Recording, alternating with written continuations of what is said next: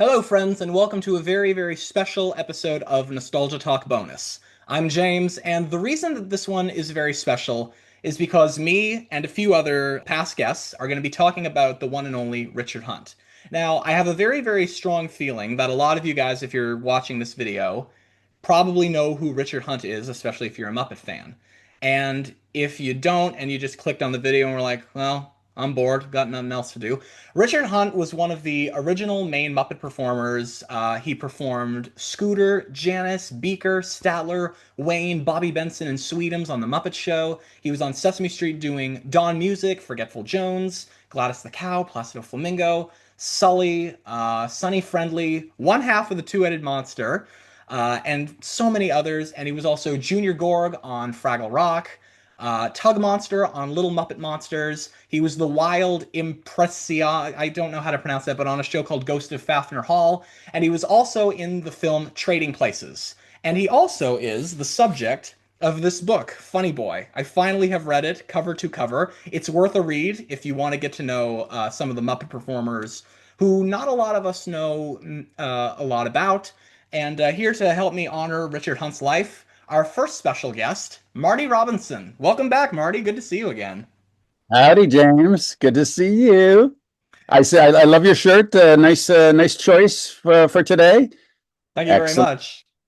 I think I see myself in the mount there. That's me waving. Yeah, there I am. That's me. Yeah.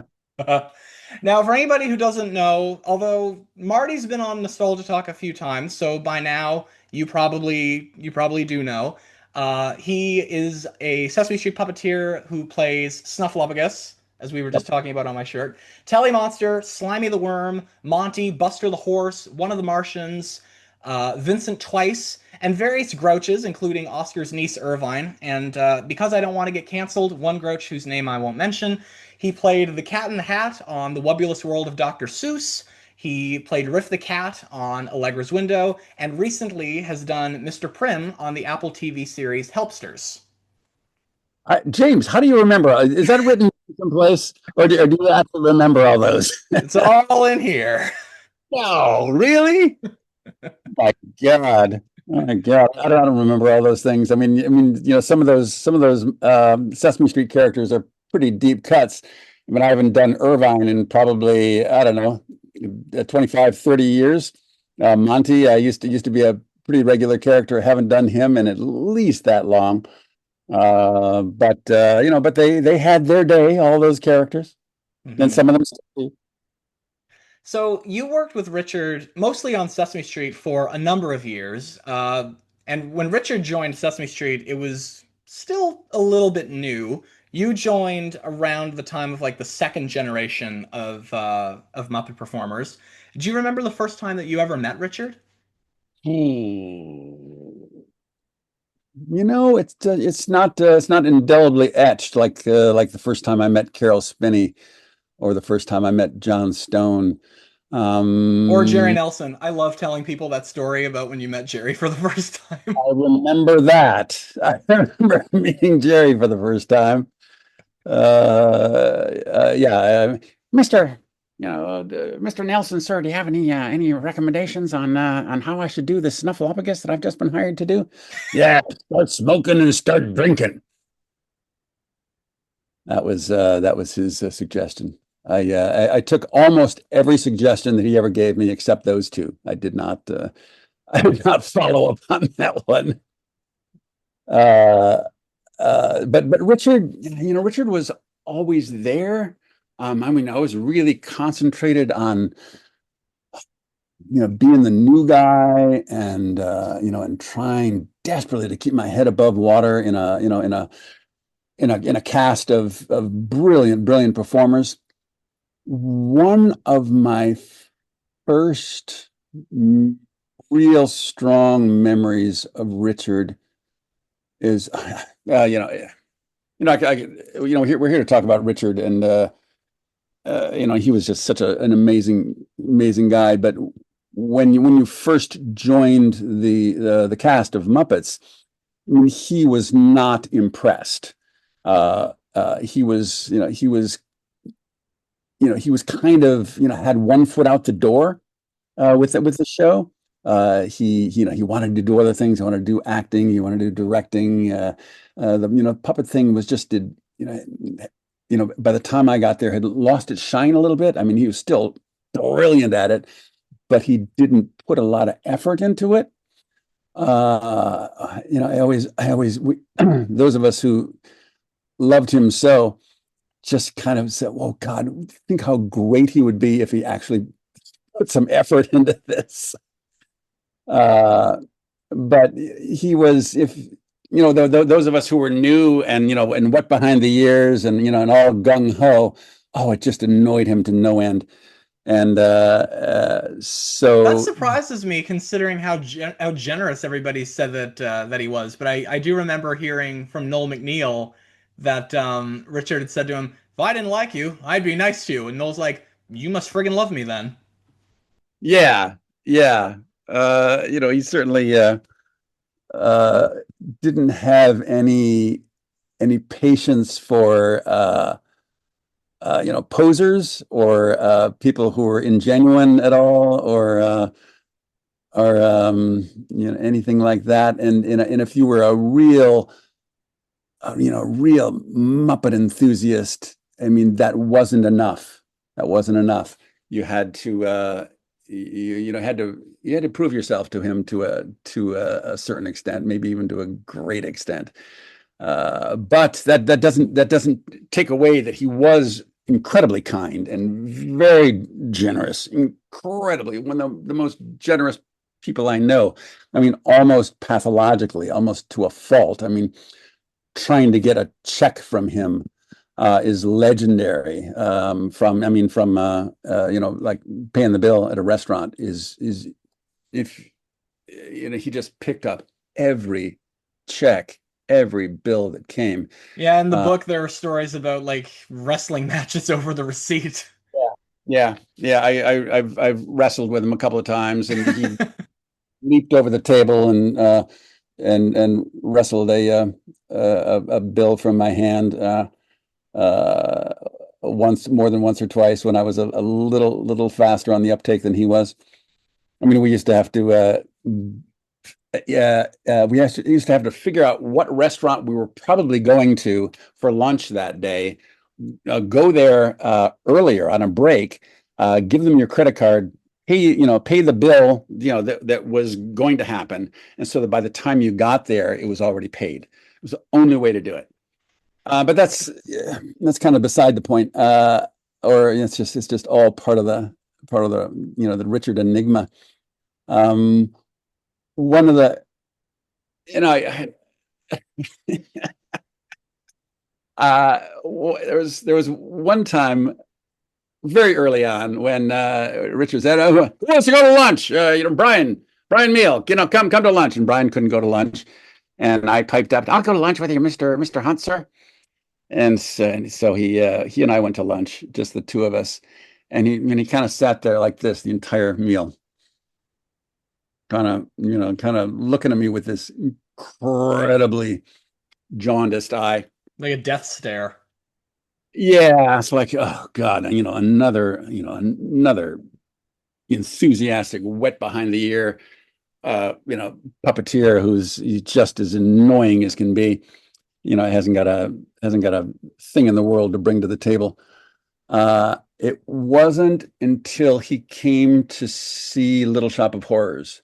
Well, everyone knows what that is. It's Yeah, they just had it at my old high school. They did a performance of it. everywhere. It's ubiquitous. I mean, it's if you don't know about it, it's like, I'm sorry, what? Where have you been?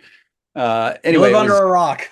Live Under a Rock. He came to see it, and was fairly blown away by it. It was. I mean, it is basically a perfect musical, and Ellen Green was in it, and I was doing the plants, and he stayed in the audience afterwards and talked to us, and was very enthusiastic, and said, is that it was so cool that that in a not wasn't just a stupid enthusiastic new Sesame Street performer. I had this whole other thing that I did, and from that moment on, Richard and I had uh, I would say a more respectful, deeper relationship where I wasn't just a new little, the new puppeteer to annoy him.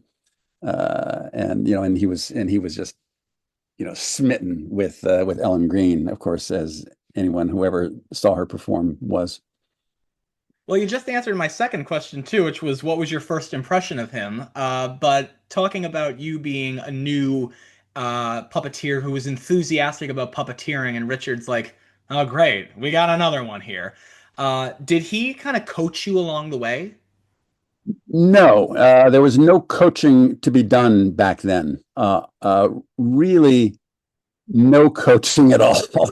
Which is one of the main things that we've changed since then. That Matt Vogel and I have changed.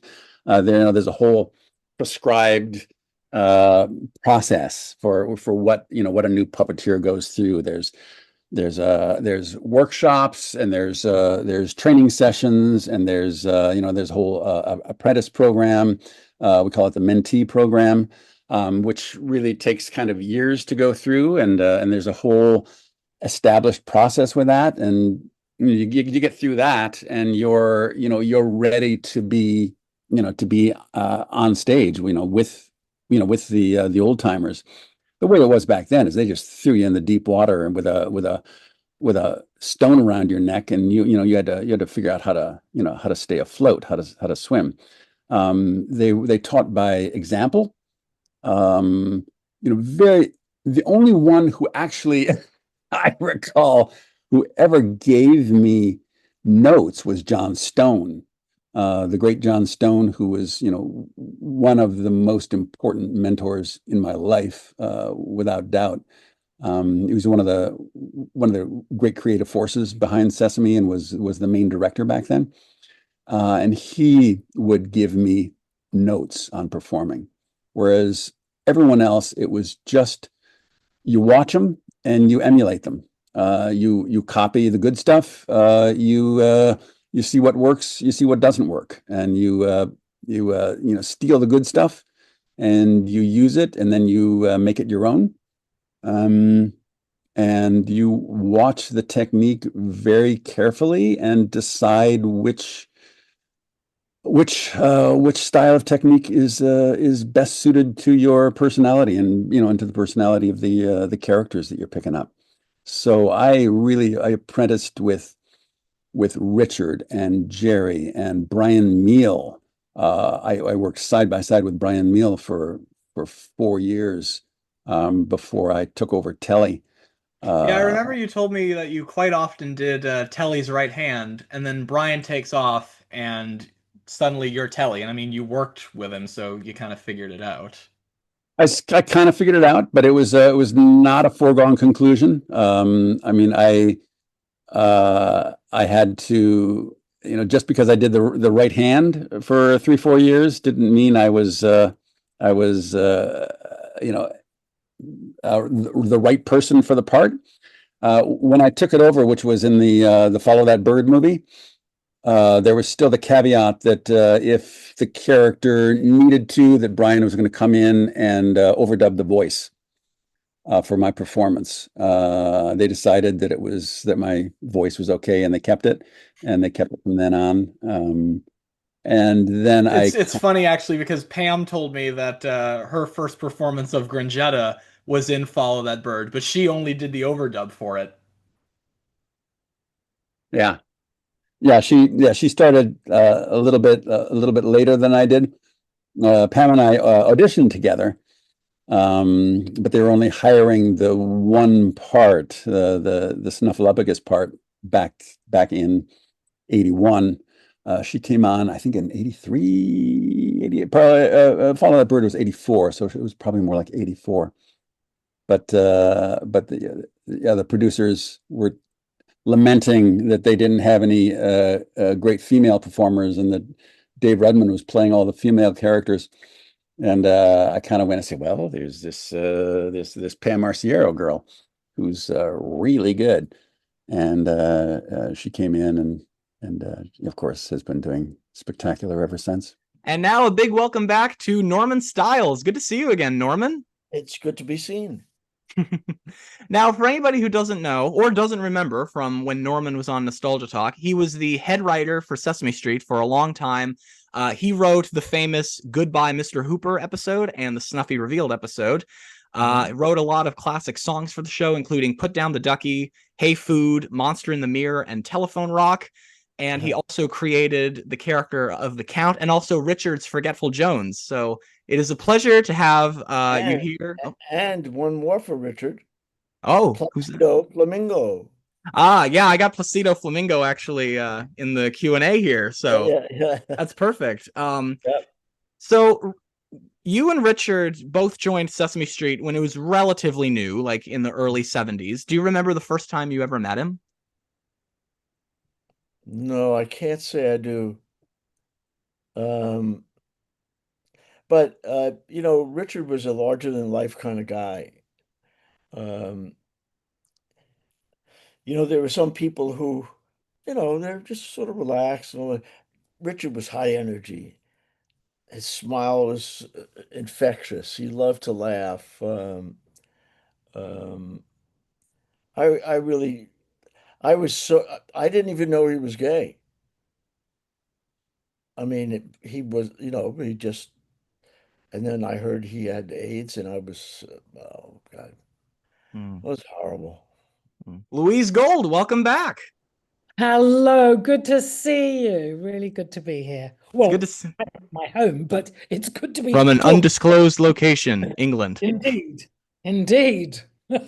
Now, for anybody who doesn't know or doesn't remember from when Louise was on Nostalgia Talk previously, she is one of the main Muppet Show puppeteers. She performed Annie Sue Pig, Zelda Rose, the Afghan Hound, Mildred Huckstetter. She did all kinds of singing characters, either recurring or one-off on the Muppet Show. She performed on The Ghost of Fafnir Hall, The Dark Crystal, Mop Top Shop.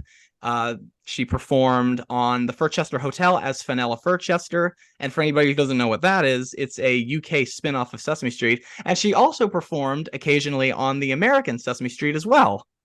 Yes, indeed. You've missed out Secret Life of Toys, The Animal Show. I'm trying to think of anything else, but It's funny, we talked about Animal Show when you were on last time. I can't believe I skipped that one. Yeah, well, there's too many. And I've done a lot of British Spitting Image, Roland Rat, various. I'm just going to stop my phone from pinging. Why is my phone pinging? I don't know. I never know how to turn off the alerts, but I can't have alerts going while we're talking. It's so bad. Technology. Yeah, technology. Never used. When I was young, you didn't have technology. Know about this stuff. All so sorry. So sorry, trying to turn it off. There we go. Okay. So right. So the last two guests I've had on, Marty Robinson and Norman Stiles, we've been talking about Sesame Street, but now a different point of view, the Muppet Show. Do you remember the first time that you ever met Richard?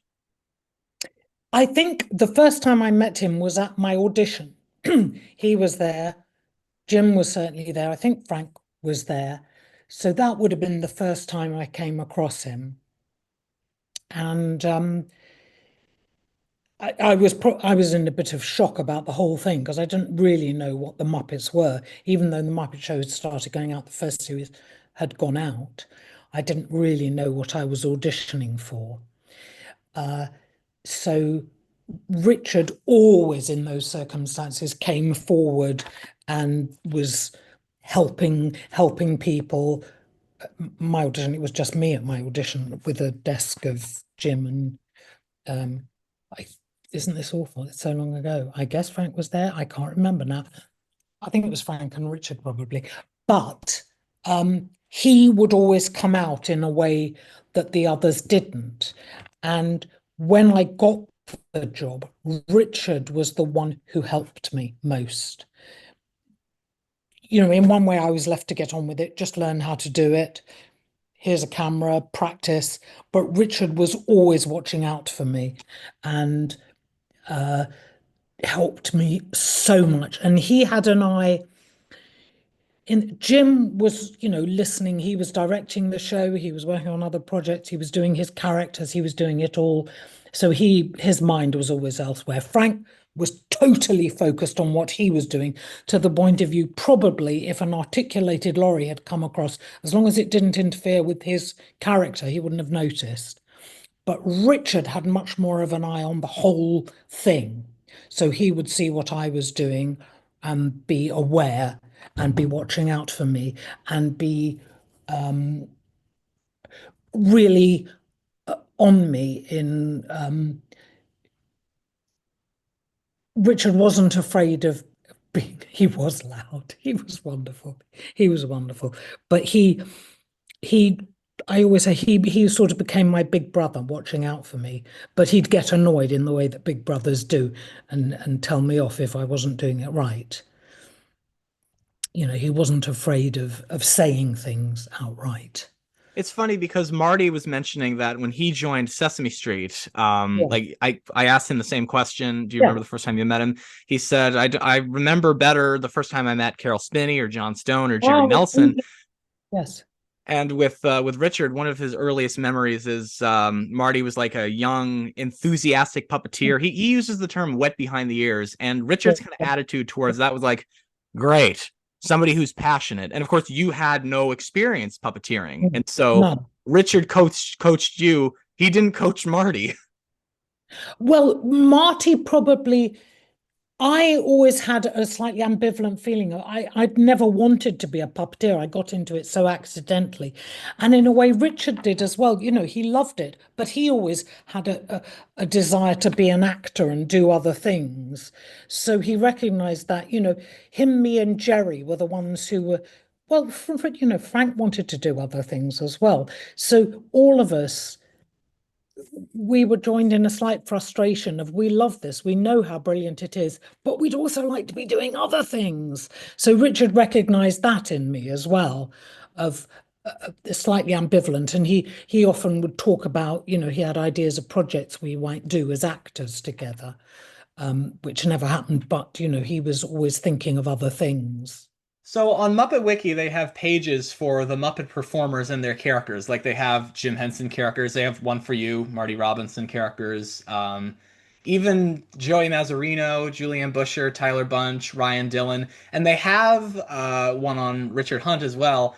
And they kind of categorize them. So like main characters, recurring characters, minor being one-off, unnamed.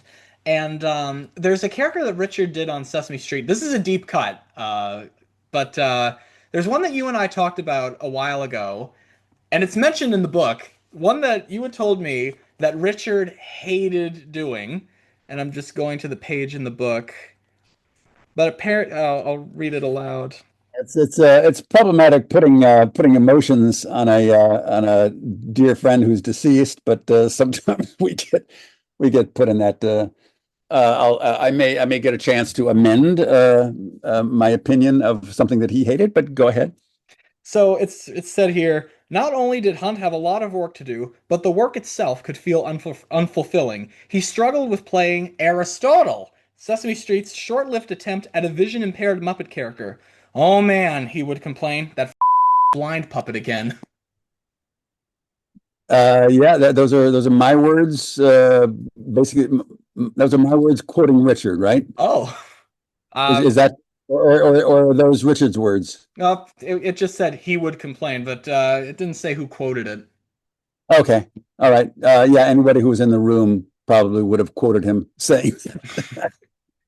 It was. It's a shame because that character, like, and for any of the listeners who don't know, it's on YouTube, this Aristotle character. He was a blind monster, and it really is a good lesson for Sesame Street, you know, because they've had characters who are like they've had Linda, the human character, who is hearing impaired. They had Tara, who used a wheelchair, and then Aristotle, who was blind, but it was a Muppet. And the kids really do respond more to the Muppets, I think.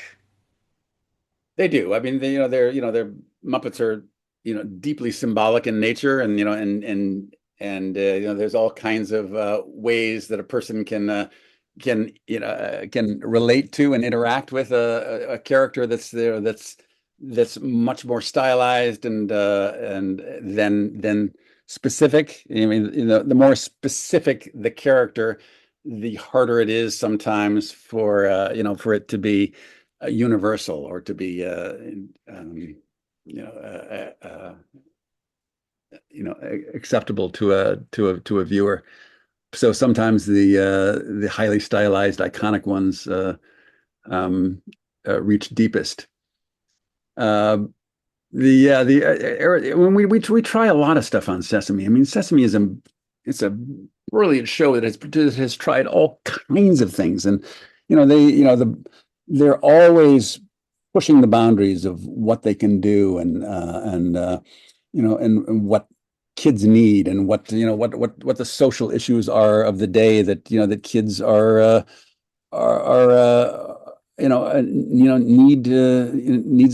might need some assistance with explaining them. So they're never afraid to touch on sensitive subjects. They always walk the walk. It's a very I'm very proud to work with that company who is does everything they can to make a quality, meaningful, truthful product. And then Aristotle, they try things all the time. Sometimes they work, sometimes they don't. I mean, we did the whole Snuffleupagus divorce show, which has become kind of legendary, with research and scripts and all kinds of things, and then we shot it, and then they aired it, and it didn't work. It didn't do what we thought it should do, and that was huge investment of time and effort, and no one ever saw it because it didn't ultimately do what we needed it to do. And Aristotle, for whatever reason, and so many of the characters that that maybe was a good idea, but the execution didn't work, or the scripts weren't quite right, or the timing wasn't quite right in the social world. Not everything works, and when it doesn't work, it's like, okay, that didn't work. Let's try something else. Richard was frustrated with that character. It's one of the things that Muppets do really well is focus. It's when they're focused on you, they're looking at you, and it's there's so many things that they don't do, but the focus is one, and you take that away from a character, and it becomes, he always thought that it might look like bad puppetry. And that, and the whole not focusing on things was problematic for a puppeteer. So you had told me that Richard's favorite characters to do on Sesame Street, there was Gladys the cow, Two-Headed Monster, which is just, of course, a silly and fun character that spoke gibberish, and Sully. Sully, I understand, because he's literally being paid not to talk. There's a portion about that in the book, actually, and I'm going to talk to Norman Stiles about that. But of course, Sully, I understand, just not having to talk with him. Yeah, but not having to talk doesn't mean that you're not eloquent. Exactly. Yeah. You don't have a lot to impart. Maybe you're not saying anything, but you're still communicating volumes. Yeah, like I kind of look at the Biff and Sully stuff now, and you can see Biff's all really, really excited about it. Isn't he, Sully? Isn't he? Huh? Huh? Huh? Of course he is. And Sully's just standing there. I used to think that Sully just couldn't talk. That's what I thought. But then you start to see him open his mouth, and he's probably thinking, "My God, if this dude doesn't shut up." Except that Sully loves Biff. Oh yeah. And you have to start with these two are best buds, and that there isn't frustration or anger there between them. It's just, and we've all seen this relationship. You got one who's talkative, one who's not.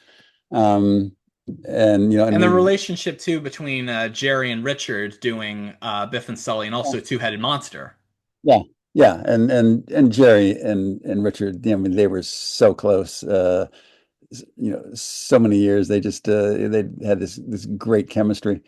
So yeah, those bits were wonderful. But what, of course, what and it's ironic that what makes the bit is not the dialogue, it's the action, it's all the things that are left unsaid, and the fact that and the things that he doesn't say, or doesn't get to say.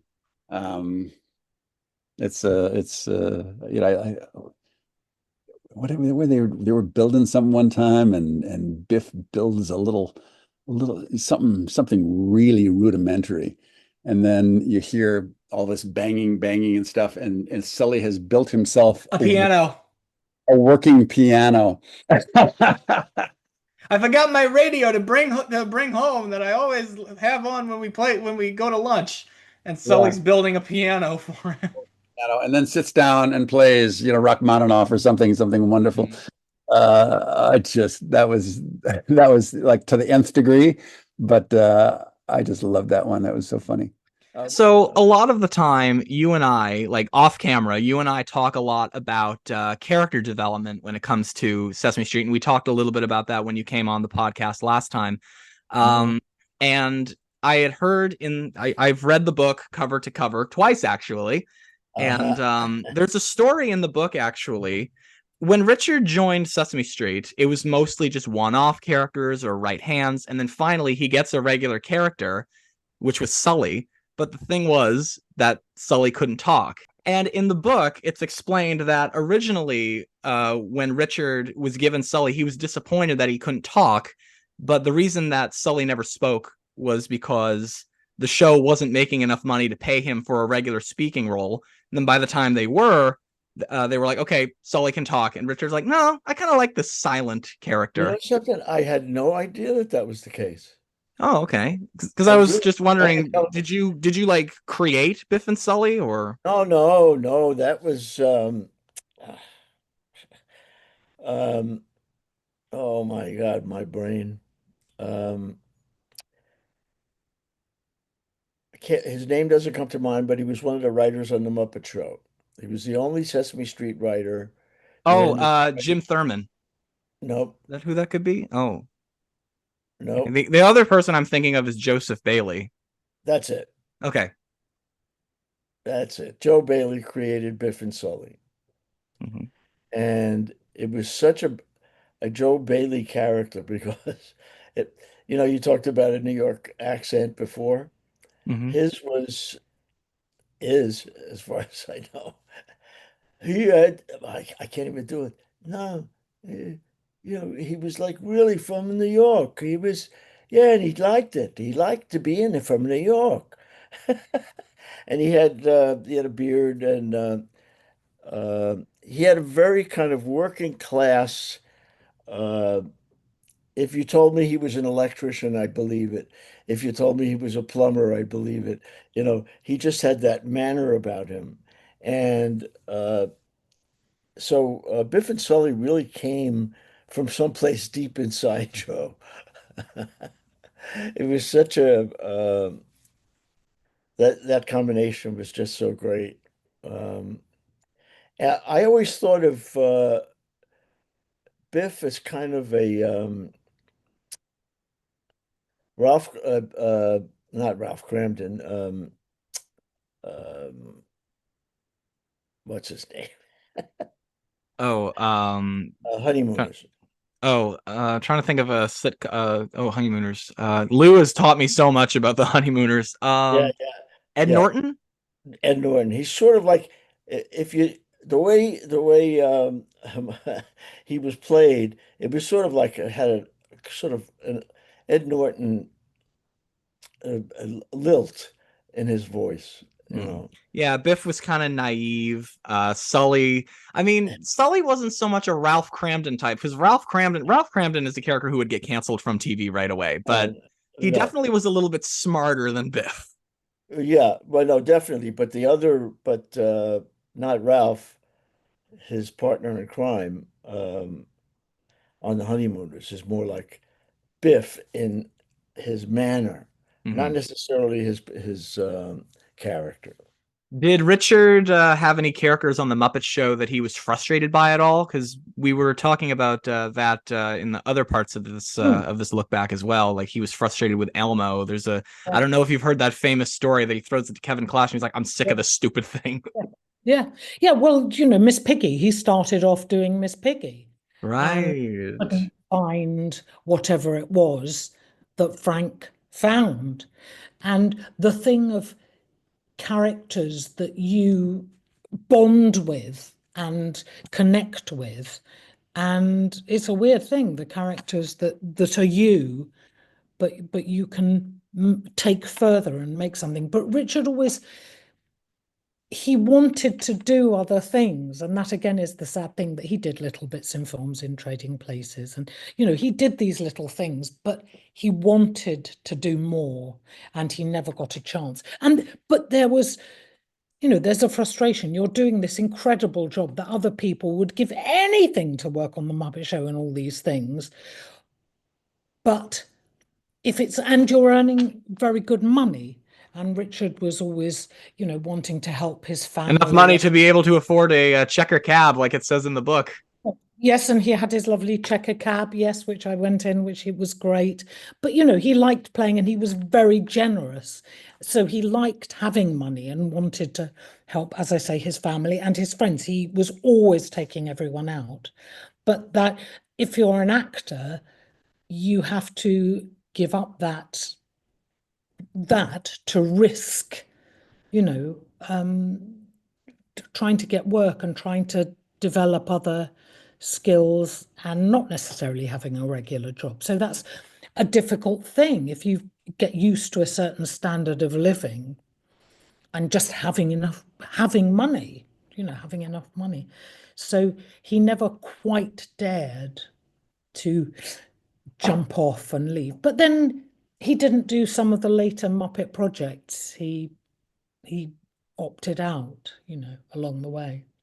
But you also worked with him on an obscure Muppet project, Ghost of Fafner Hall. Yes, yes, yes. Ghost of Fafner Hall. Yes. So, yeah. Well, for me, that was very special because it was the last thing Jim asked me to do. And I went out to America and someone else had started doing it. And for whatever reason, it didn't work out. And he said, would I go in and do it? So we had a lovely time. It was a weird series. It didn't quite work, but it was musical, so we loved it, and we got to meet musical heroes. But Richard and I had a great time because it was we were filming it in Newcastle, which is really lovely, and we got to go. We drove to Scotland in the snow one time. And we had a lovely time.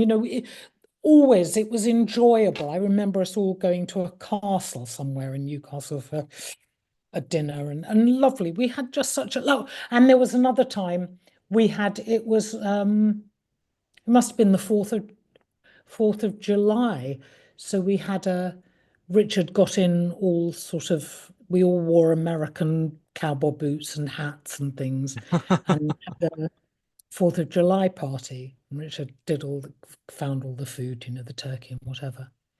Or would that have been Thanksgiving? Well, it would I was maybe going to say turkey on the 4th of July. We should do that that. must have been Thanksgiving. You see, I'm English. I don't know about these things, but I think it was Thanksgiving. But he got everything sorted out, and we had this lovely, lovely dinner. So, the work was fun. The work was joyous, and that show particularly for me and Richard, we had all these musical legends that we got to work with. So that was wonderful. So with Richard, you two did a lot of character pairs together. He was Forgetful Jones, you were Buster the Horse. You two would occasionally do the Martians.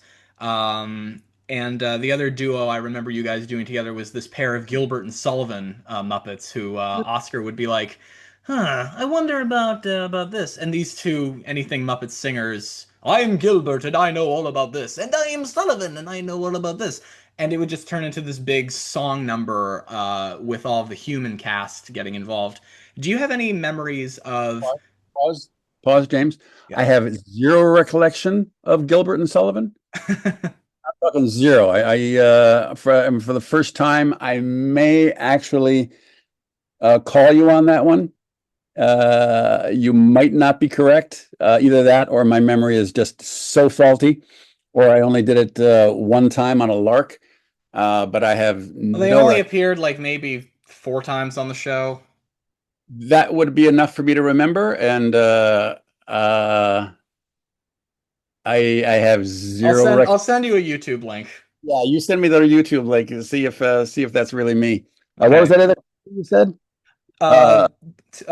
You did Forgetful Jones and Buster, the Martians. So That was the one. I don't recall ever doing Martians with him. okay, I think there was one episode where you two were doing the Martians together. Maybe one, but it would have been a one-off. I did the Martians with Jerry first. It was Jerry and I, and then it was Kevin and I. And then Matt and I have been doing it for quite some time. Matt and I have probably been doing it longer than anyone at this point.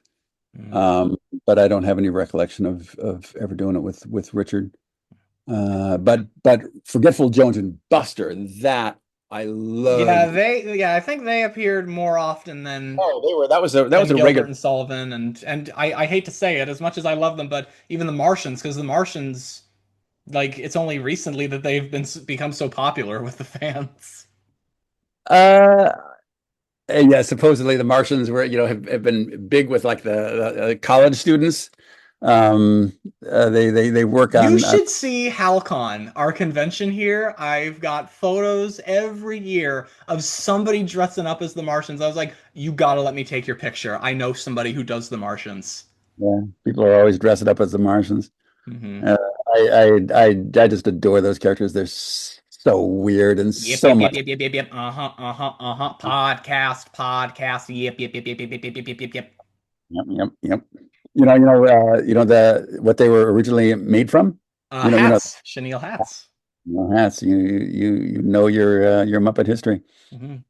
So with doing these pairs with Richard, and as you'd said, specifically you remember Forgetful Jones and Buster, do you have any memories of like working with Richard on Sesame Street, whether it be a one-off thing or a recurring thing or whatever? Because like there are a lot of stories about how he would work alongside of the other puppeteers.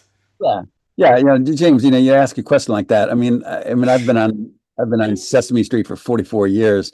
I was with just for our listeners, you guys should hear the conversations we have about these people when the camera's not rolling. I worked with Richard for hundreds, maybe thousands of performances. Coming up with every once in a while there's something that stands out. I really did love the relationship between Buster and Forgetful. Buster was what you kind of consider like the one of the smartest Muppet on the show. I mean, he was such an erudite horse, and he just loved Forgetful Jones. Forgetful Jones needed a lot of care, a lot of supervision, and Buster was the horse for the job. Buster took such good care of Forgetful Jones. I just love that about the relationship. And I kind of felt like I was taking care of Richard at the at the same time.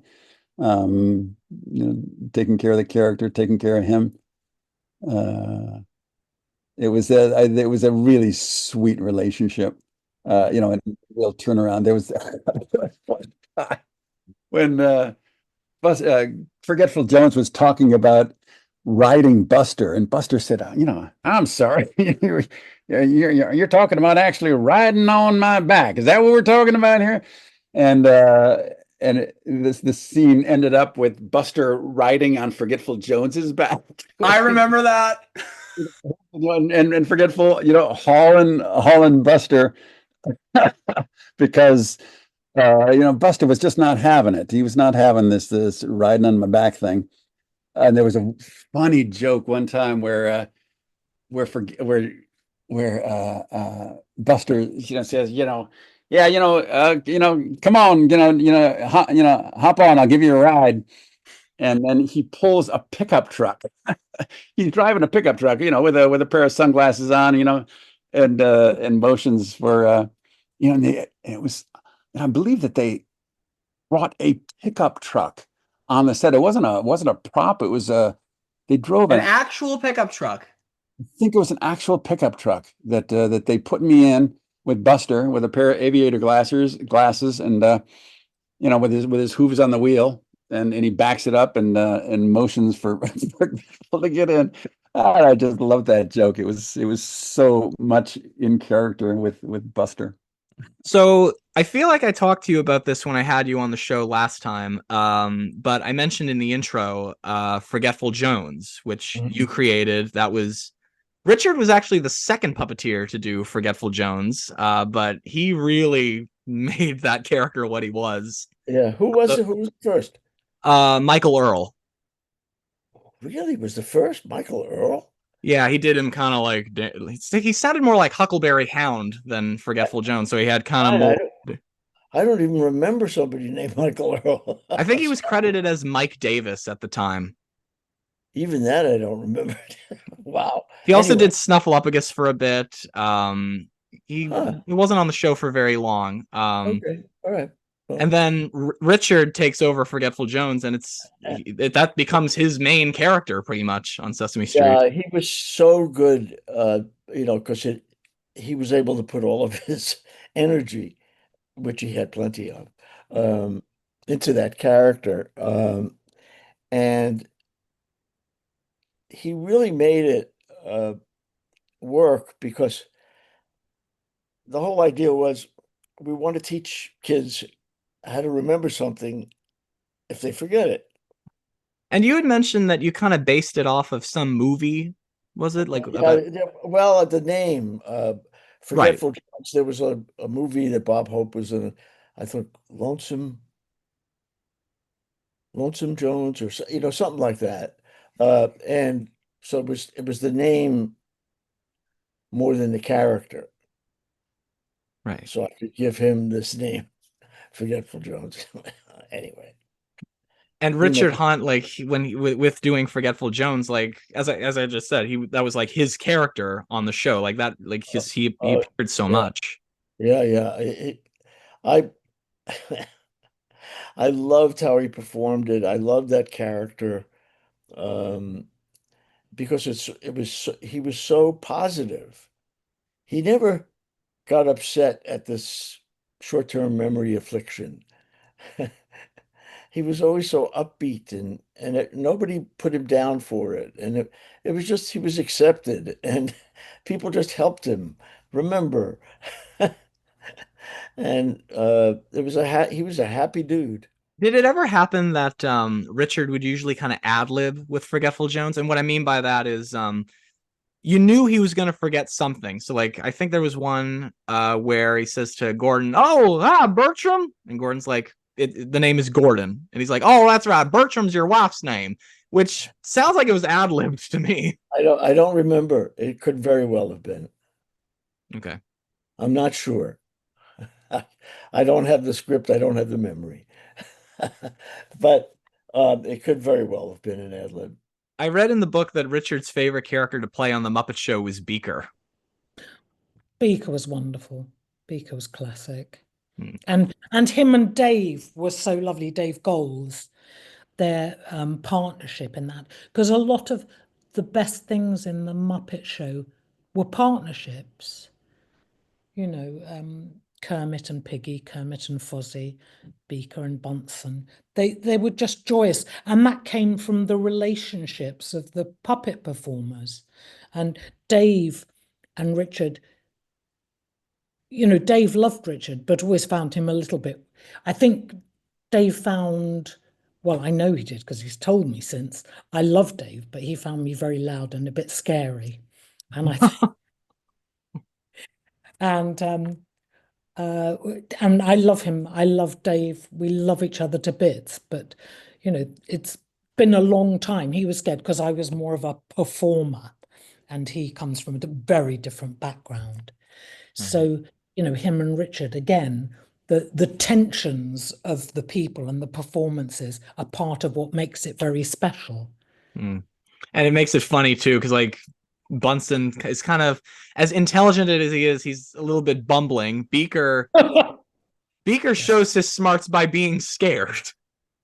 Yeah. Yes, Bunsen is not the brightest. Yeah, but they're great, and they were a great team, fantastic team. Yeah. Richard was known as a music lover. Every time I hear a Muppet piece, whether that be Sesame Street or the Muppets, that he was singing in, you always knew he was singing in it because I feel like he projected his voice the loudest. Oh, yeah, yeah. He was God knows he was loud. He had nothing. He was the loudest voice in the room, wherever. And he was a really good singer.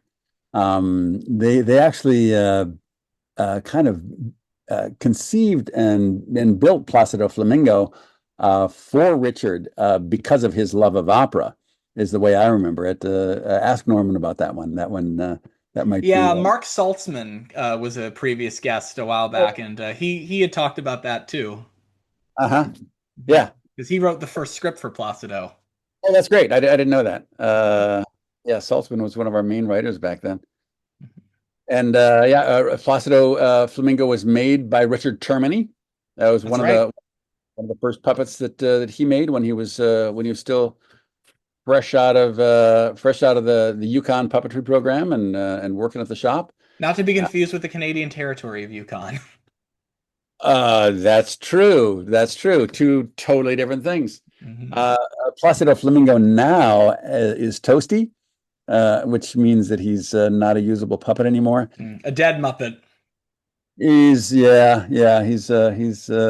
get toasty and then they turn into little crumbs. So there was talk of, we should bring back Placido, but for something we were doing, but they assured us that he was toast. So a few years ago, I interviewed another writer for Sesame Street, Mark Saltzman, and he and I were actually talking, and you had mentioned Placido Flamingo. Yeah. And because he had written a lot, he said that he co-created, and you had mentioned that you also co-created Placido Flamingo. Does that happen a lot, that you just talk with whoever comes up with the character and it's like, okay, that works? It did work that way. We had a lot of fun, the writers at that time.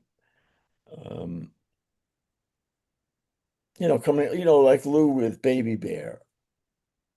That was an opportunity waiting to happen, and Lou took it and created this wonderful character out of it.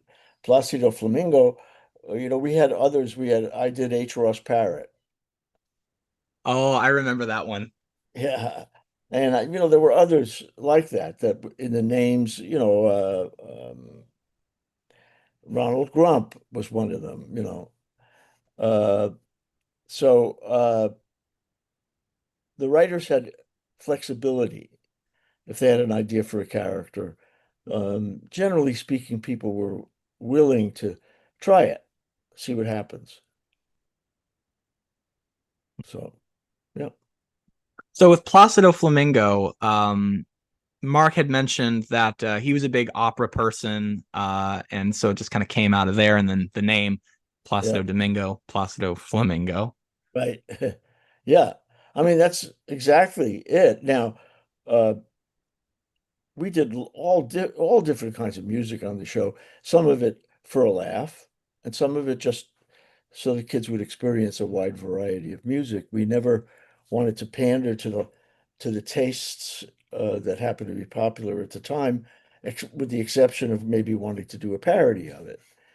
But that was also always in the service of the curriculum. We wanted to use that vehicle to teach something. So I will bet you whatever. I don't remember any of the bits, but Placido taught something while he was singing his songs. I think there was one that you and Chris wrote, down and down and down, up and down again, where he and Ernie were singing about. I don't remember it. Sorry. So you were mentioning how loud he was. Yes. One of the things that I brought up with the other guests was Richard's musical abilities. Yes. Particularly with Sesame Street, there was Don Music, Sully, who, in addition to being a silent construction worker, also knew how to play piano, Placido Yes. Flamingo. And with the Muppet Show, when it was a group number, you could always pick out his voice. Yes. Yes. One of the sad things for me, because Richard took me to, when Sweeney Todd happened in London, I went with him to see Into the Woods in New York, and I went to see Sweeney Todd here in London when it opened, and he loved Sondheim. And after he died, I worked twice with Stephen Sondheim. I did Merrily We Roll Along in Leicester, and then I did Assassins in London. And I would love Richard to have known that and, been able to come along and meet his hero. So, it was wonderful because I was doing that in a way with Richard's spirit with me, but I wish he could have come along because he loved, I came in to the Muppet Show wanting to do musicals and be in musicals, but I had no idea. And Richard educated me a lot. We'd be doing numbers and he'd tell me what show it was from, and he'd seen all these shows and knew all this stuff. So he was part of my theatrical education, particularly in American musicals, obviously, because we were doing a lot of that stuff on Muppet Show. But he loved it, and the songs he was able to do. Yeah, he was brilliant. It was part of Richard's genius, and I've talked about this before, was, well, yeah, I mean, I was talking about how he kind of had one foot out the door and was brilliant, but kind of wanted to do other things. And one of the one of the upshots of that was he'd have his script, and the scripts, the script always kind of looked like this. And so he'd have his script for the day, and he'd have it there, and he'd, like, I don't know, pat it in his pocket or something, and they would say, "Okay, you ready to do it?" And he'd say, "Yeah, roll." And so he'd be reading the New York Times right here. We'd read the Times and say, "Okay, ready? Okay, and 5, 4." He put the Times down. He'd take out his rumply script. He'd stick it somewhere near the monitor. 3, 2, 1, boom, and he'd be brilliant. And he'd be reading the script for the first time. No rehearsal. Like, he had no idea what was going to happen, but he still just knew what was going to, yeah. Very often they would tape the camera rehearsal, and and then if it didn't work out, then we get take 2, take 3. But very often, the first time we were on camera, it was the first time he had glanced at the script. And very early on, it took me almost no time to make the decision myself that if I did that, I'd be dead. I'd be dead in the water, and that the only way that I could perform toe-to-toe with Richard Hunt was to do my effing homework like mad, and to mostly memorize the scripts and know every emotional beat that I wanted, and have all kinds of decisions and even jokes written in the sidelines that I'd done the week before, and then to show up on the day totally prepared.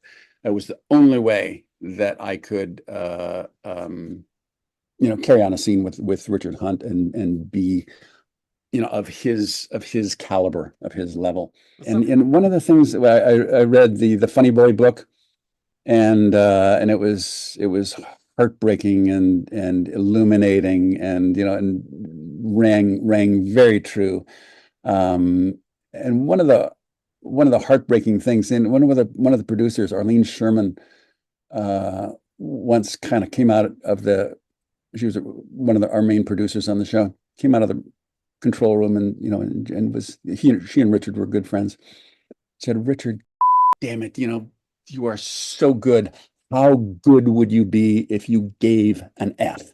How good would you be if you put any effort into this? And I don't get to make decisions for anybody, much less Richard Hunt. But it is a funny dream of mine, and it's a little fantasy of Richard really, really working, and really putting the effort in.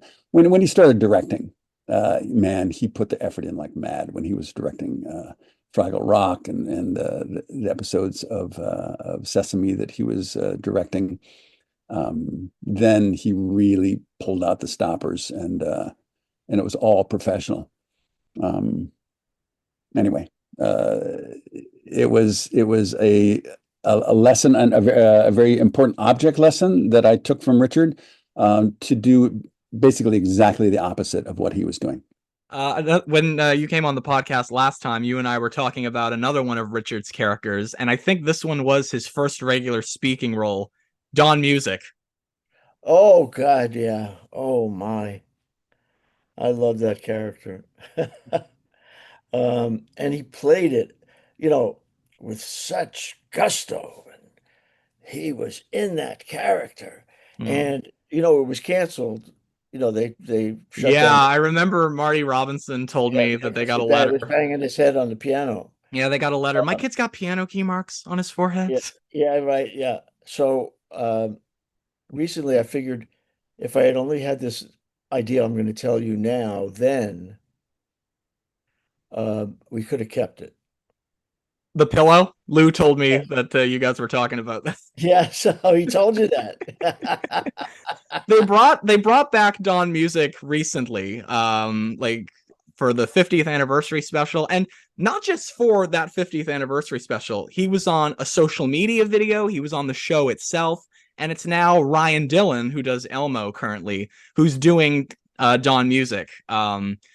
And there's a moment in the 50th anniversary special where Joseph Gordon-Levitt, who's the host, he was on 10 Things I Hate About You, which is one of my favorite movies, and Third Rock from the Sun, sees Don Music, and he's like, "Oh my God, Guy Smiley." And Don's like, "No, I'm Don Music. Oh, you'll never get it, never."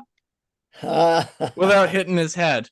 Yeah. And so I asked Lou, "Did you see the 50th anniversary special? They brought back all these classic characters like Don Music and Harvey Knee Slapper." And he's like, "Wow, for years you could never use Don Music."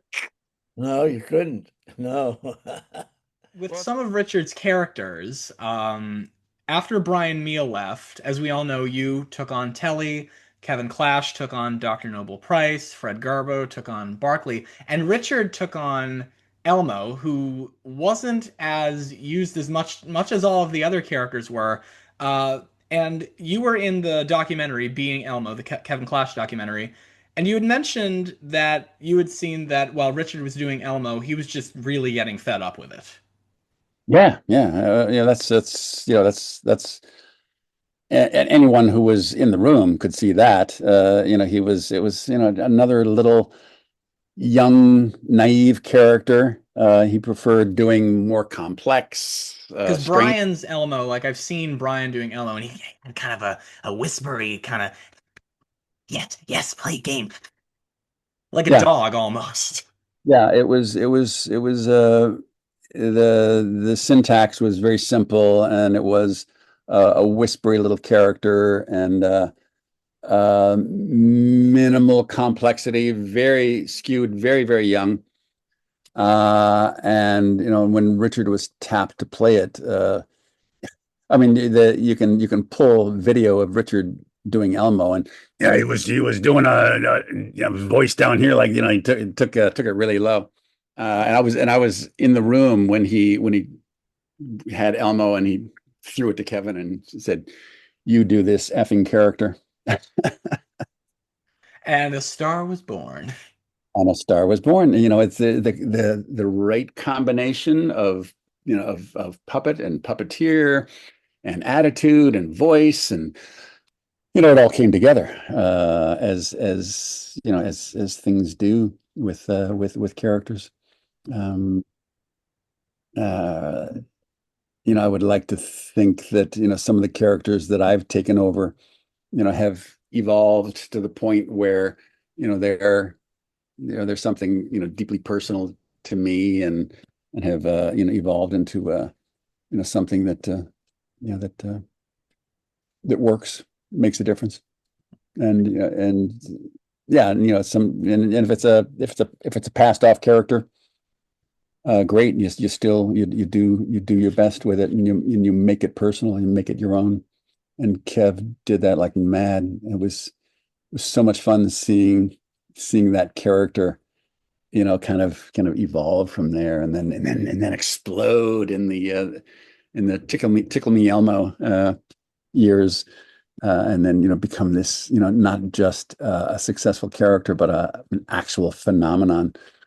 So I've heard that in the Muppet Show days, the guest stars usually would meet Jim and Frank first, and they'd kind of see the studio, and then after a while, Richard would drive by, and then somebody would be like, "Oh, that's Richard. You'll meet him soon." I don't remember that, but Richard always made an impression on the stars, and often I was thinking because Cleo Lane has just died, and Yeah, Richard, I remember seeing that news. I was thinking about you when it happened. yeah, well, because I worked with her daughter, which was on a Sondheim show. We did a with her daughter Jackie, but Richard kept in touch with a lot of the guests, and Cleo was one of the ones I think that he kept. He was adorable, and he would speak to anyone. And I don't know why we were at a club in London, and he of course is now disgraced. Prince Andrew was there, and Richard just started talking to him, and the conversation went, "So, how's your mom? What's she up to these days?" The Queen, because Richard would just talk to anyone, and was friendly with anyone, and we kind of would meet people because the Muppets was so high profile. We'd get invited to lots of things. I can't remember why we were in a club with Prince Andrew, but we were, and we met all these extraordinary people who loved the Muppets. There are a few guests who are brought up in the book, like Linda. I want it, Linda Lavin. Did I? Linda Yeah, Lavin? she's quoted as talking about Richard in the book. Yeah. Yeah. Mark Hamill, like there's Yes. a whole bunch of quotes by Mark Hamill Yeah. about his best friendship with Richard Hunt. Yeah. The other guest who I'm thinking about is Rudolph Nureyev. Yes. Apparently, he had flirted with Richard. That's right. I wasn't actually there. That was one of the first shows, and I didn't work on that show, but I know from Richard that absolutely happened. Yes.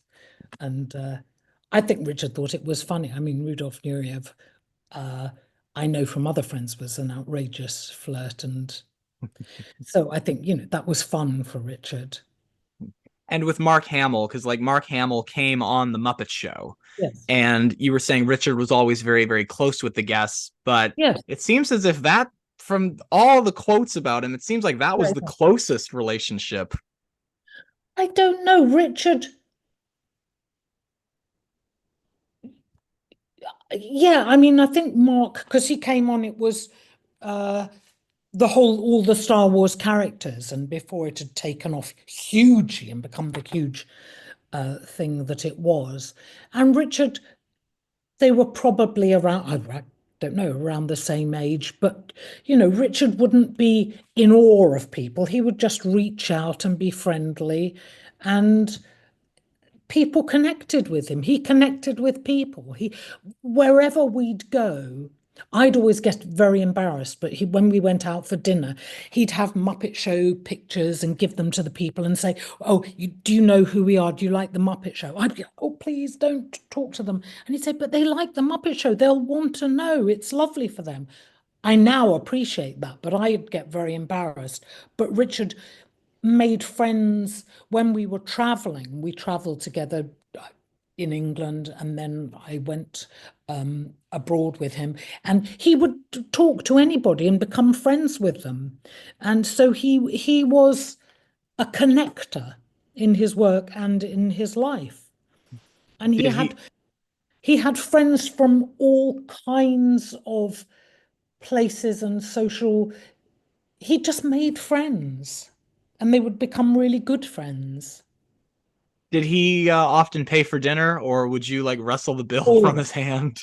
Uh, I learnt with a good friend of mine, we learnt that you couldn't just say, "Oh, let me pay." That was absolutely ridiculous. You had to sort of go to the people at the desk before the meal and say, "Whatever happens, we're paying for it." You had to absolutely, it was no good going, "Oh, no, please don't pay for us." That you'd forget it.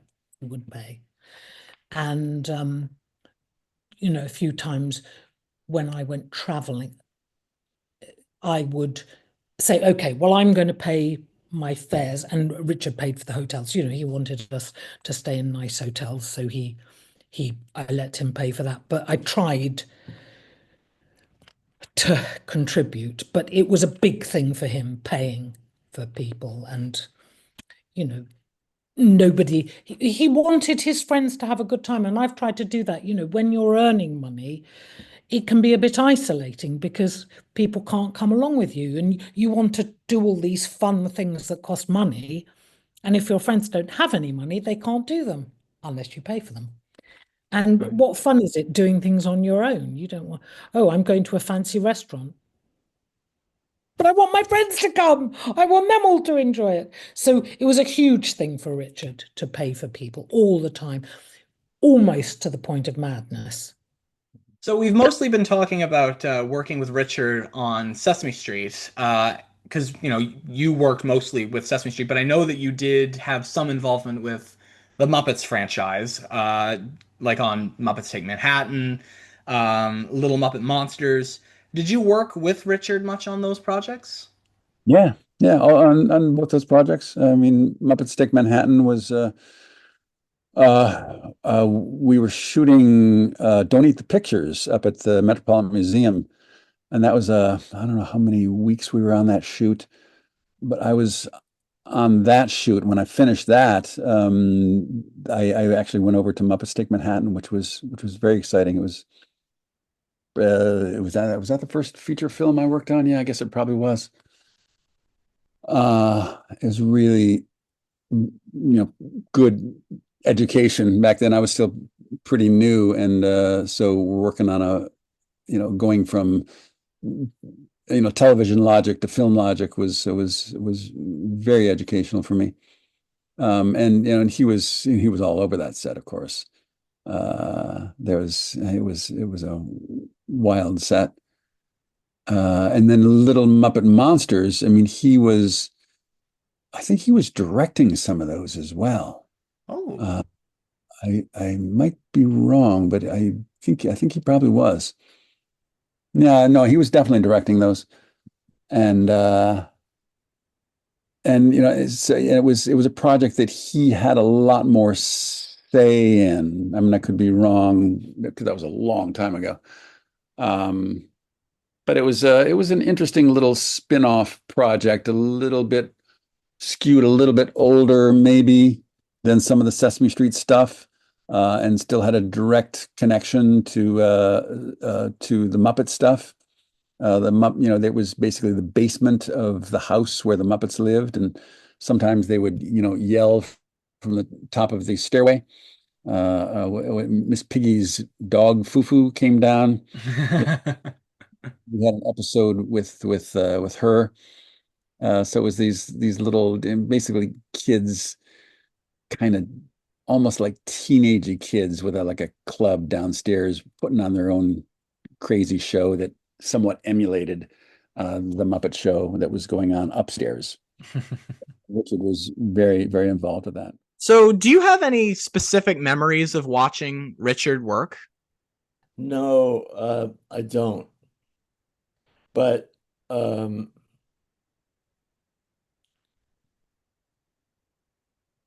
when you see him perform any of those characters that he performs, it, all the great puppeteers have this.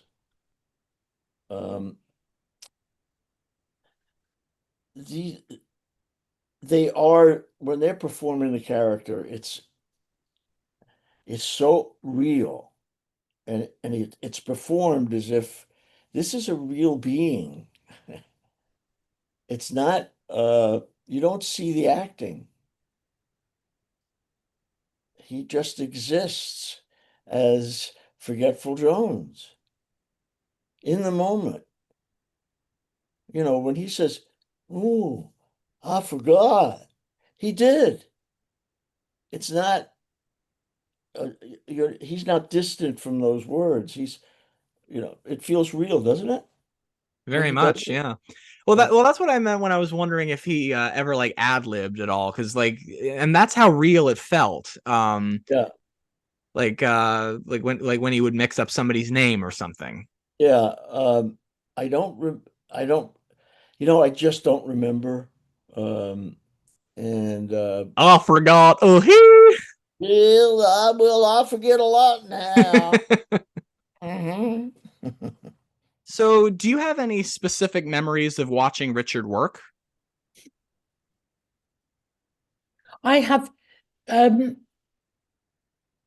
I have so many. One that's going through my head now is one of the because we did the UK spot on the Muppet Yeah, Show. and just for any of the listeners who don't know what that is, so the Muppet Show ran longer in the UK because there were no And commercials. everywhere around the world, I think, apart from America. Right. And So so it was that not time, the UK spot, but yeah, that time was filled in by just a little 2 or 3 minute skip. two minutes, the 2 minute spot, and it would be a self-contained song. And there was one that Richard did this song, the new sound that's deep down on Down the in the ground, ground, it's the the sound sound. that's made by worms. And I remember him thinking, "Oh my God, this song just goes on and on and on and on." And Richard loved to moan in a funny way. He was humorous. Oh, I'm one of the people who can sing, and I've got this song that's on two notes. Um, so I do remember that very vividly, and him doing round and round and round the new sound. But I just and he had this striped T-shirt he'd wear, kind of a football shirt, I don't know, but and he had the Muppet Tours hat, which had some asparagus stuck on the top, because he'd take people round the workshop and do Muppet tours. Because nowadays, when Disney took over, everything was hush hush. You can't take photos on the set. And this, of course, is in the days before social media of people posting everything. But our friends were allowed to come. We were allowed to invite people to watch the shows being filmed. Although there was no audience, people could come and be in the studio and watch. And Richard would always then take them on Muppet tours in the workshop and show them everything. And I would So assume that the asparagus that was on the head were Muppets. yes, I don't think they were. Yeah, I mean, they My were. first thoughts was that they were just pieces of asparagus that were left No, over from no, they were lunchtime. foam. Everything. No, they were always foam. He just had this hat with asparagus. This is the Muppet Show. Yeah, It's great. where asparagus grows out of eggs. Yes, yes. So, in a way, my memories are actually more of Richard off not performing, of him, because he was a people person. Jim wasn't really. Jim's madness went into the puppets. And so, you got some people are puppeteers because they're not very good with people, and their expression is through their puppets. But Richard was. So in some ways, he didn't necessarily need the puppets as much as some of the performers, if that makes sense. There's a character that Richard did that you and I have talked about before that you had mentioned, and I mentioned him in the introduction, that you had mentioned was created because Jim Henson was too busy to come in at the time and do Guy Smiley, Sonny Friendly. Yeah, yeah, yeah, yeah. What do you? Yeah, just your basic game show host. I created Sunny Friendly Hmm. a long, long time ago. I don't remember the first bit. It was one of my first segments. Hmm. And don't I don't know. I knew that there was the original character, Guy Smiley. Guy Smiley, and I thought, well, I'll do another one. Sunny Friendly was taken over for Guy Smiley, and um, and then Dave Rudman did a Dave Rudman Yeah, he did did. Sunny Friendly, or did he do another character? He did Sonny Friendly. Okay. It wasn't my intention when I created the character, Okay. because I just thought, well, I'll do another funny name, and just to do the character. But maybe that became useful. It's possible it just became useful as a substitute. This isn't a subject that you have to talk about if you don't feel like talking about it. But I Yeah, kind of if there's anything that I don't feel, that I'm not comfortable talking about, don't worry, I won't talk about it. okay. But I was just kind of wondering, what was that moment like when Richard passed away? Oh, it was terrible. It Oh, was I believe terrible. you. Yeah, absolutely. 'Cause we were heartbroken. I'm getting heartbroken all over again just thinking about it. But I mean, we had visited him, in the hospital, and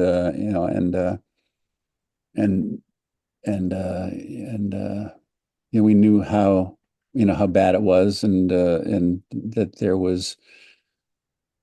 I mean, back then there was. I mean, I would hate to say there was no hope, but there was very little hope back then Right. for people who uh, had manifested HIV as he did, and he was such a robust, strong. He was the embodiment of strength and energy. And to be taken uh, by that you know by that horrible, horrible illness. So we had been with him in the hospital, and we had, spoken with him, and heard some of his last wishes and things. But then, when it happened, it was still devastating. Um, we tried. I remember being on set, and I was getting my script ready, and I just couldn't see because my face was filled with tears, and I was crying all over my script, and I was trying to get them in order, trying to make some sense out of what we had to do because we're there to shoot a TV show. And John Stone came over and said, "No, we're just gonna go home now." And so, and that's what we did. Um, and I don't remember. And then we came to work later. I don't know if it was the next day or whatever. But we did what we knew we needed to do to get the show in the can. But we were all heartbroken. Do you remember what year? What was the year he passed away? In 1992, which was before I was even born. 1992.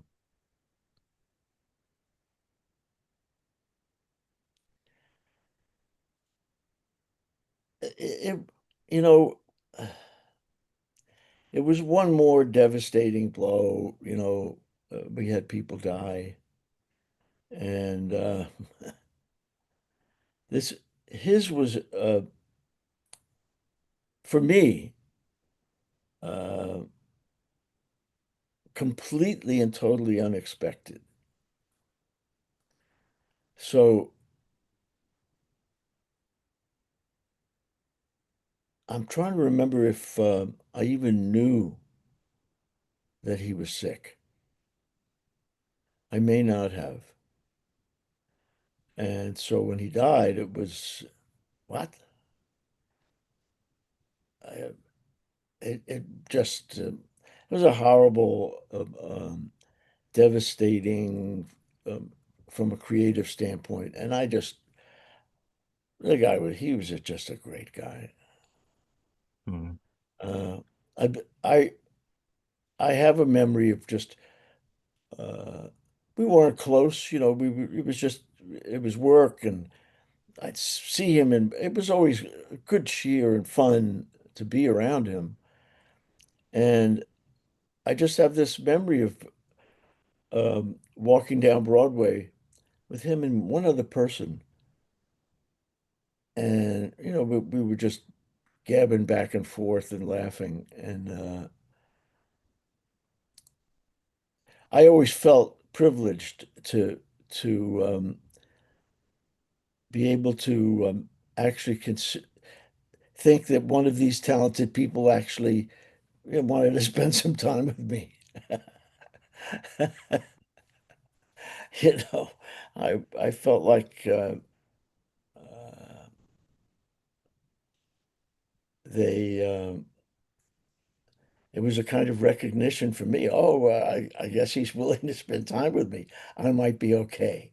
Because you had told me that you had gone to visit him at the time. I was in going to the hospital every day and spending time with him, and his mother called me up and said, "Get here now. Richard has just gone."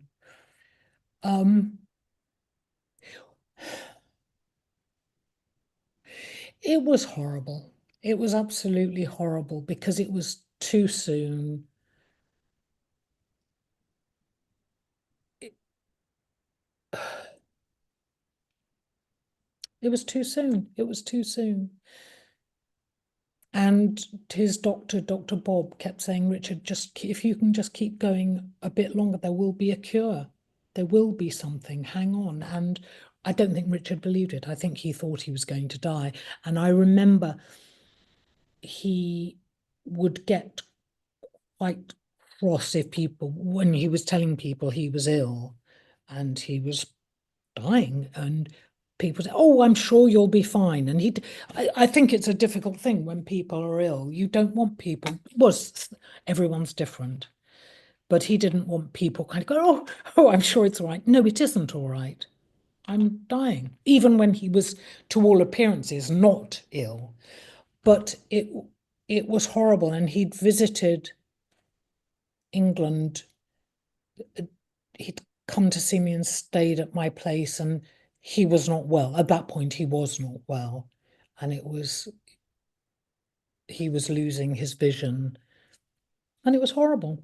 It's horrible seeing someone you love, and there's nothing, and he was fighting against it. He didn't want to be ill. He knew he was going to die, but it was just horrible. Mm.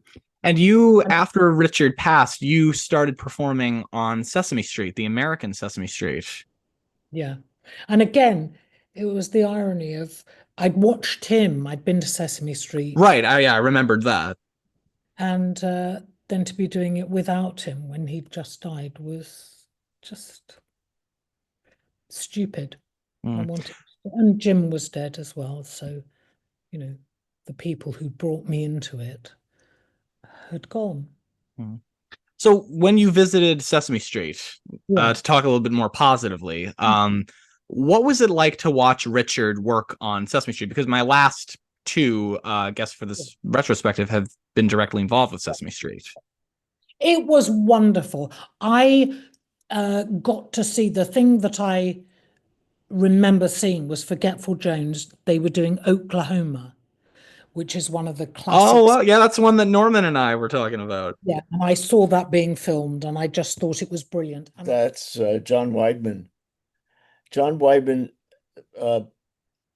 I don't know if I told you the story before, but it's worth repeating.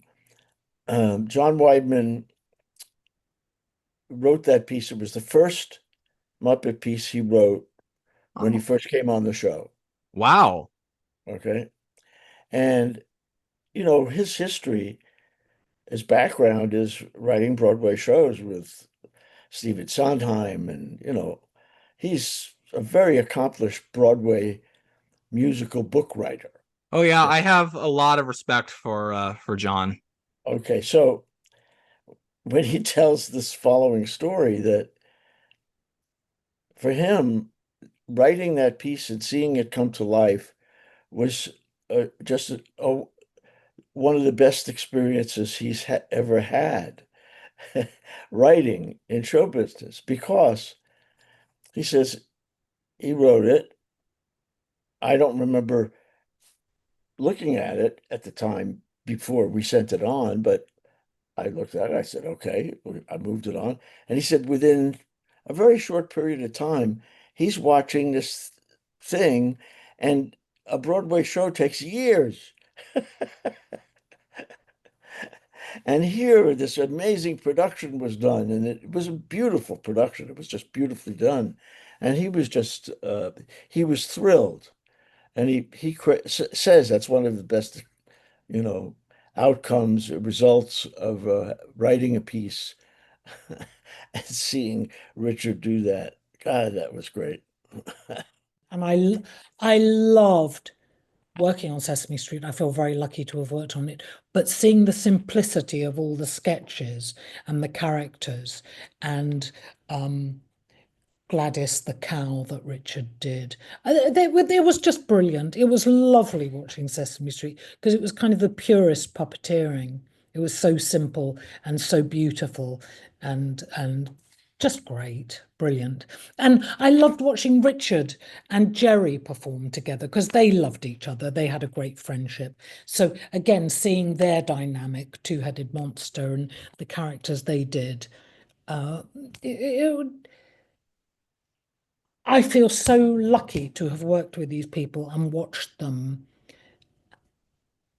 It's incredible that I got to and spend time with Richard. And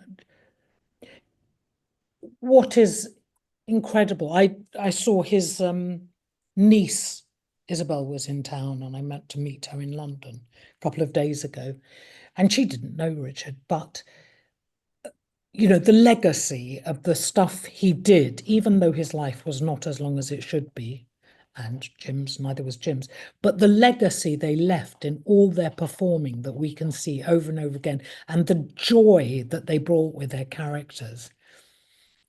Few people get to do that, even if they live to be 90. Most people don't give that to the world. So it's very special. And for me to have worked with these people, and I'm very, very lucky. So to wrap it up, do you have any favorite Richard Hunt characters yourself? Like whether that be Muppet Show or Sesame Street or Fraggle Rock. There's a character that was a character he did on Sesame Street called it was it was it was a character he called Radon, and it was totally non-PC. It was kind of a grouch girl with a long ponytail that he would whip. Purple Monster? What? Was it a Purple Monster? It was purple and kind of Cookie Monster-ish with big eyes, and and characterized with this long like ponytail that he would whip around every chance he got, and he just had so much fun with that character because it was most everything he said was unprintable and and had to be edited out. But it was Richard really just absolutely just cutting loose and being so inappropriate and having so much fun at everyone else's expense. And there's a show. Is it? Oh, no, it was Leo the Party Monster. Oh, wow, really throwing it back there. Yeah, he did. He did Leo the Party Monster, which is another character that he was not crazy about, but it was, it was a character. It was kind of a dorky little character that, then would party, and he was like, "Oh, The party!" party. And then he goes into this whole dance where he actually, I believe, pulled his hand out of the puppet head and started whipping it around, which is what he used to do with this Radon character.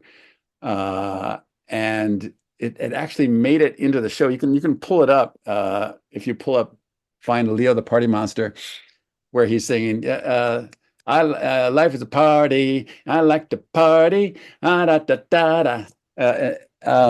He actually says, um, my arm is dead now.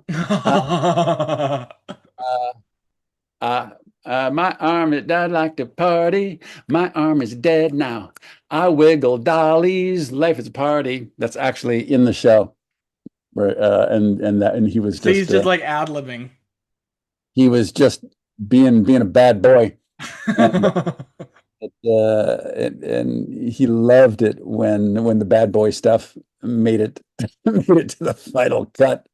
Do you have any favorite Richard Hunt characters of your own, whether that be Sesame Street, either ones that you created or not, or even on the Muppet Show or anything that Richard? Well, for me, I just love Forgetful Jones. I had that in the Hooper show. There's a Forgetful Jones piece, and I think I mentioned that to you. Mm-hmm. I think that's And, the one I quoted actually when he forgot Gordon's name. was that one? Yeah, yeah. Mm-hmm. And I always liked if I was able to come up with something that taught what we wanted to teach. And usually with him, it was strategies for remembering. But if it had another message, would be good. And that one was the old time message. Just appreciate the things in life that come along that make you feel good. In that case, was the breeze. And so it had a meaning beyond the forget, remembering strategies, which worked in that particular show. Well, I did love Beaker. I love Beaker was joyous, and him doing feelings was one of my favorites. It's glorious if you watch that. I think I loved Scooter, lovely Scooter going around knocking on doors, telling people. Yeah, so by technicality, Richard was the first character people saw on the Muppet Show. Yeah, yeah. No, he was amazing. Richard was amazing, and I wish he'd got a chance to be amazing for longer. But he burned very brightly in the time he was here. Well, Marty, thank you very much for agreeing to come back to Nostalgia Talk to remember Richard Hunt with me. Sure. Yeah, everyone should read that book. Yeah, absolutely. Jessica Max Stein. And I actually there's a little documentary that I saw on that popped up on YouTube a couple of days ago, about Richard. It was maybe 15, 20 minutes, but it had some really interesting stuff that I actually was not aware of. And some really interesting clips too. Here we are, me and Richard Hunt. Hmm. One of the best reasons to remember some great things at Sesame Street. Well, Norman, thank you very much for coming back to Nostalgia Talk for this very special video. Well, I hope I didn't bore anybody. Well, maybe. If I did, I'm sorry. Well, Louise, thank you very much for joining me for our tribute to Richard Hunt. Thank you. I feel I haven't tributed Richard enough. He was so special in my life. I loved him so much, and he made me part of his family. And I feel very honored by that. And a part of the Muppet family, too. Well, they are two huge things in my life, the Muppet family and the Hunt family. You know, I feel so honored and lucky and privileged in my life.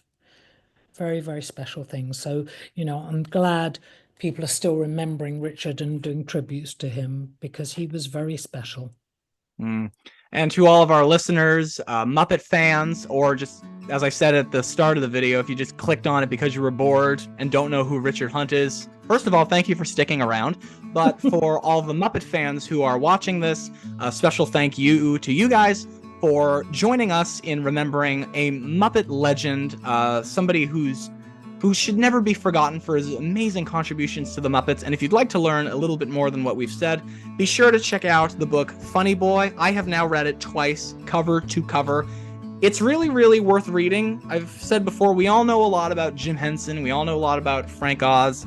Even Kevin Clash and Carol Spinney, they've put out their own books. This is a great dive into, shall we say, somebody who is very underappreciated in the Muppet world. And of course, a special thank you to our guests, Sesame Street puppeteer Marty Robinson, former head writer Norman Stiles, and Muppet Show puppeteer Louise Gold for coming back to Nostalgia Talk, one for the third time, and remembering a great legend with us. And again, thank you guys for sticking around. And don't be surprised if I do this with more Muppet performers. I actually do have a lot of fun bringing these guests back. So I will see you next time, and until then, peace out.